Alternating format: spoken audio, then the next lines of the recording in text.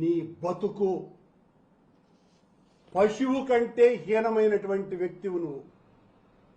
పవిత్రమైన దేవాలయంలో పాడు పనులు చేసేటువంటి నీచాతి నీచుడివి నువ్వు. అసలు ముఖ్యమంత్రి అయిన చంద్రబాబు నాయుడు గారికే ఈ ఉత్తరం ఒక బ్రాహ్మణ తల్లి, భర్తను కోల్పోయిన వైదిక బ్రాహ్మణ తల్లి ఇంత ఆర్తనాదం చంద్రబాబు గారికి రాస్తే కూడా పట్టించుకోలేదు అంటే చంద్రబాబు నాయుడు గారు ఉద్దేశపూర్వకంగా ఇలాంటి నీచుణ్ణే టీటీడీలో ఉంచాలా అనేటువంటి అనుమానం ఎవరికైనా రాదా అండి? ఈ ఉత్తరం చూస్తే ఎవరికి రాదా? ఉద్దేశపూర్వకంగానే చంద్రబాబు నాయుడు గారు ఈ రకమైనటువంటి వ్యక్తికి ఈ పదవిని ఇచ్చినారు. ఎంత దారుణం!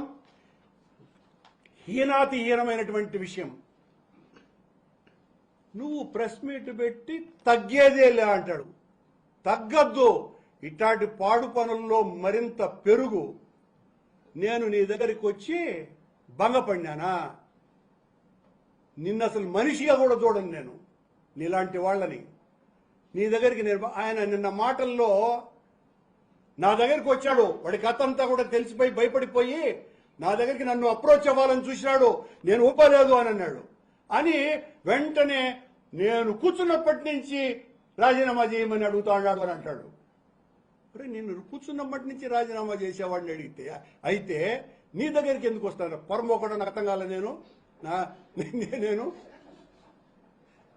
ఏం మాట్లాడతావయ్యా నువ్వు?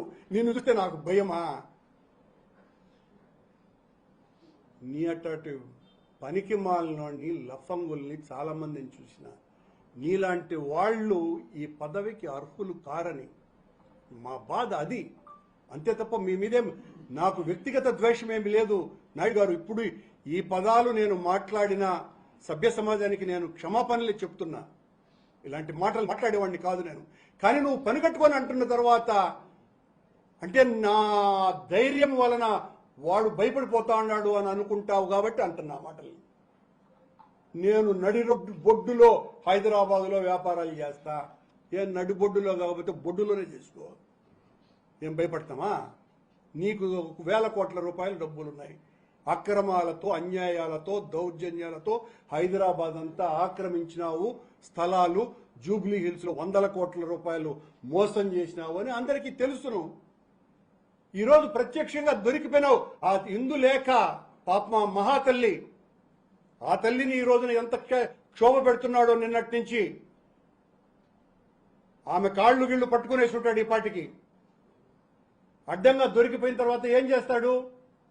నేను కాదని చెప్పు అని ఈ లెటర్ బయటపెట్టిన తర్వాత ఇంకా ఆమె పాదాలను నాకి అరగదీసి ఏం చేస్తాడో కూడా తెలీదు.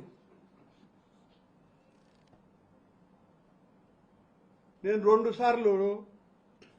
సార్లు అయినా రాజీనామా చేయమన్నా నేను నీకు నిన్న తప్ప. నేను రాజీనామా చేయమన్నాడు. కూర్చున్నప్పటి నుంచి నన్ను రాజీనామా చేయమంటాడు. నేను చేయొద్దు. ఎవరు చేయమన్నారు నిన్ను? నువ్వు చేయొద్దు. ఇంత పనికిమాలినోడు అధ్యక్షుడిగా ఉన్నాడు. ఇంత పనికిమాలినోడిని, ఇంత అప్రాచ్యుణ్ణి చంద్రబాబు నియమించినాడు అనని చంద్రబాబు గారి ముఖం మీద మాట్లాడతారు నీచంగా జనమంతా కూడా. ఇప్పుడు మొత్తం నెటిజన్లంతా అందుకుంటారు ఈ ఉత్తరాన్ని. అది ఆయనకు అప్రతిష్ట, నీకు కాదు. నీదేముండదు, అన్ని ఇచ్చేసినటువంటి వాడివి. నువ్వెంత నీచుడు అన్నది ఆ మహాతల్లి బ్రాహ్మణ, అది కూడా అర్చక కుటుంబానికి సంబంధించినటువంటి బ్రాహ్మణ వైదిక తల్లికి, భర్త లేనటువంటి ఆవిడకి నువ్వు చేస్తున్నటువంటి ద్రోహమా ఇది? ఎంత నీచాతి నీచమైనటువంటి చర్య! 25 ఏళ్ల క్రితం నుంచి బంధం ఉందండి. ఆ షిర్డీలో ఎయిర్పోర్ట్ ఓపెన్ చేసింది 2017లో. రావునాథ్ కోవింద్ ఓపెన్ చేసినాడు. మార్ఫింగ్ అంటాడయా, నాకు అర్థం కాలా. 2017లో రండి షిర్డీలో ఓపెన్ చేసింది ఎయిర్పోర్టు. ఇందులో ఏది మార్ఫింగ్ కాదని, అన్ని పచ్చి నిజాలేనని ఆయనే జడ్జిమెంట్ చేసుకున్నాడు నిన్న. ఆయన నిర్ధారించేసుకున్నాడు, నేను రాజీనామా చెయ్యను. ఆయనే సభ్య కమిషన్, బిఆర్ నాయుడు ఏకసభ్య కమిషన్ను నియమించుకొని నేను రాజీనామా చెయ్యను, అందులో ఏ తప్పు లేదు, ఏం జరిగి ఉండదాడా, అవన్నీ చాలా సహజమైన విషయాలే కదా అని కూడా అన్నాడు. నిజమబ్బా, నీకు సహజమైన విషయాలు. కానీ టీటీడీలో 2002లో లక్ష్మయ్య అనేటువంటి ఒక సీనియర్ అసిస్టెంట్ వివాహేతర బంధం ఉంటే, ఇది కూడా మీకు రిలీజ్ చేస్తున్నా, వివాహేతర బంధం ఉంటే ఉద్యోగం నుంచి తీసేసినారు బిఆర్ నాయుడు. ఉద్యోగం నుంచి టీటీడీ ధార్మిక సంస్థ మరొక మహిళతో వివాహేతర బంధం ఉంటే ముఖ్యమంత్రిగా చంద్రబాబు గారు ఉన్నప్పుడే ఆ ఉద్యోగం ఓడబెరికినారు. మరి నువ్వేం చేస్తావు? నువ్వు తగ్గవులే, తగ్గేవాడివి కాదు. ఏందో నీ అబ్బ సొత్తా అంటున్నాడు. ఏ నా అబ్బ సొత్తు? నీ అబ్బ సొత్తే అనుకోయా, నా అబ్బ సొత్తు కాదు స్వామి.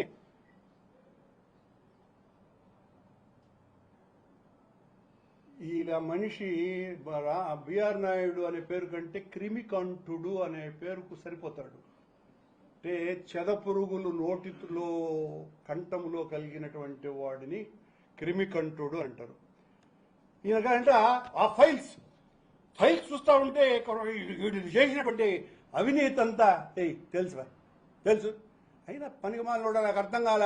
టీటీడీ చైర్మన్ కు ఫైల్స్ పంపించేటువంటి ఆ పనికిమాలిన అధికారి ఎవరు? నేను 2 సార్లు టీటీడీ అధ్యక్షుడిగా ఉన్నానే, ఏ రోజు కూడా ఫైల్స్ మాకు రావే టీటీడీ అధ్యక్షుడికి. నువ్వు Kashmir files, Bombay files, Chennai files అనే ఈ సిరీస్లు చూసేసి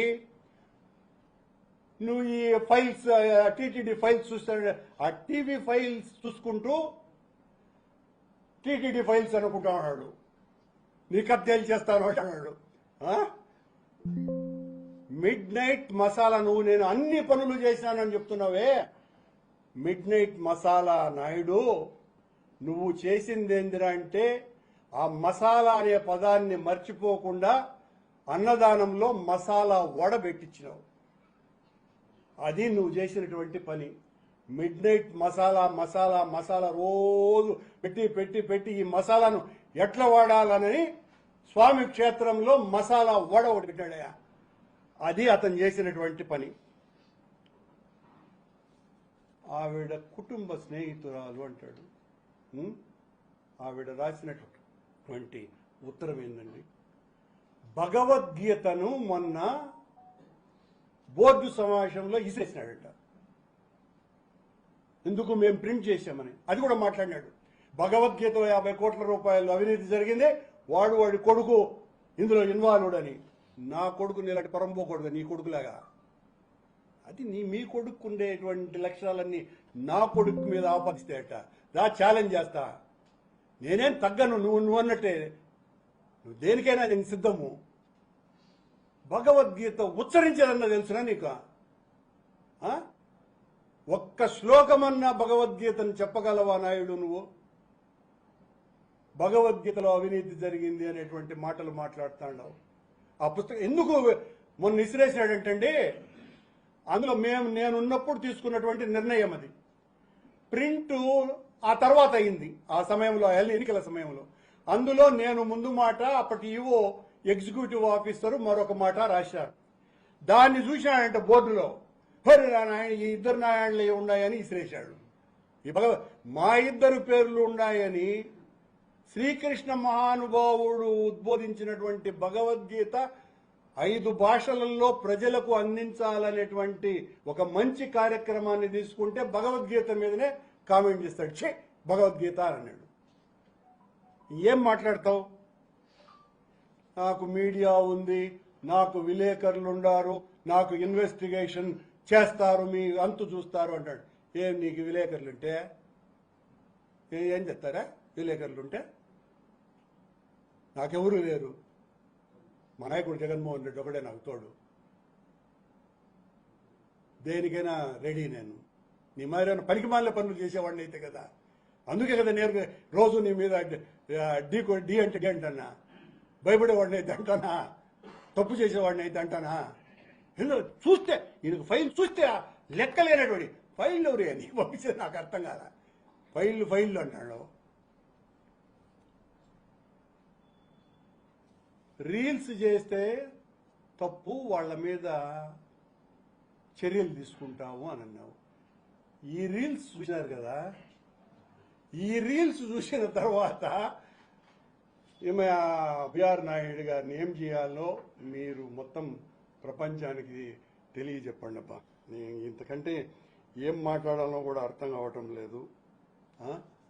ఇంత పనికి మాలిన వ్యక్తి నాకు ధర్మ పాఠాలు బోధిస్తాడు. హిందూ ధర్మం అనేటువంటి ఒక ఛానల్ మళ్ళా ఇతనికి, దానిని బ్లాక్మెయిల్కే వాడడము. ఇది బిఆర్ నాయుడు గారి కథ. ఇలాంటి వ్యక్తిని తెలిసి నియమించినటువంటి చంద్రబాబు గారు మరింత మరింత మరింత తప్పిదం చేశారు. ఏదో మేమేదో డైవర్షన్ పాలిటిక్స్ అంట, వాడు రిలీజ్ చేస్తే మేమేదో డైవర్షన్ పాలిటిక్స్ చేసి నాకు అర్థం కాల. ఏకసభ్య కమిషన్ వస్తుందని మేము భయపడిపోయి, ఏకసభ్య కమిషన్ వస్తే ఏమవుతుంది? ఏకసభ్య కమిషన్ వస్తే భయపడేదానికి మేము, నీలాంటి వాడు దొరికిపోతాడు కమిషన్లు వేస్తే. కమిషన్లు కొట్టేవాడు కమిషన్ వస్తే పోతారు. నాలాంటి వాడు ఎందుకు భయపడతాడా?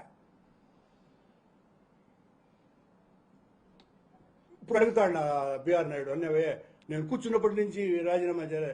నీకు బుద్ధి ఉంటే, నువ్వు మనిషి అయితే, నిజంగా నీలో సంస్కారం ఉంటే రాజీనామా చెయ్యి. ఎందువల్లంటే నిన్ను ఆయన తీసేసే లోపల రాజీనామా చేస్తే కనీసం కొంచెమన్నా చేసిన తప్పిదాన్ని అంగీకరించినాను అనేటువంటి అర్థమన్నా వస్తుంది. నువ్వేం చేసేటట్టుగా లేవులే. నిన్న మామూలు బీరాలు బలకల, నేను చేయను అంటున్నాడు. చేయను అంటే ఇదే టీటీడీ చైర్మన్గా ఇంత పనికిమాలినోడిని నియమించినారు అని చంద్రబాబు గారికి ప్రజలందరూ కూడా కిరీటం